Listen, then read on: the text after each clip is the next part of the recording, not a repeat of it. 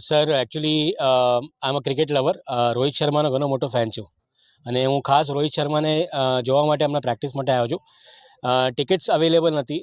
ટિકિટ્સના price જે વીસીએના જે members છે એ લોકો જ પોતે કોમ્પ્લિમેન્ટરી પાસીસને 12,000થી 10,000 રૂપિયામાં વેચી રહ્યા છે.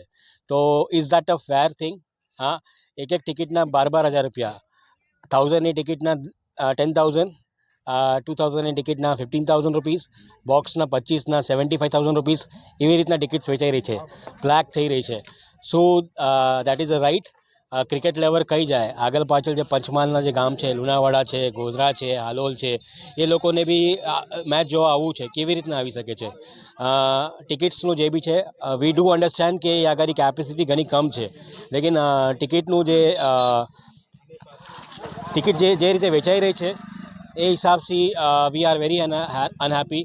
સિક્યુરિટીના કન્સર્નના લીધે જે લોકોના બીસીએના મેમ્બર્સ છે એ લોકોની ગાડી આરામથી આવે છે, વિધાઉટ પાસીસ અંદર જઈ રહી છે, અને નોર્મલ પબ્લિકના લીધે કંઈ બી નથી. તો અને મારા દીકરીઓને બી હું લઈને આવું છું. She is a Virat Kohli fan. She wanted to see Virat Kohli. It's not that કે she has not seen Virat Kohli, but when it comes to Baroda એને જોવો હતો અને she was crying. That's the reason I am here right now.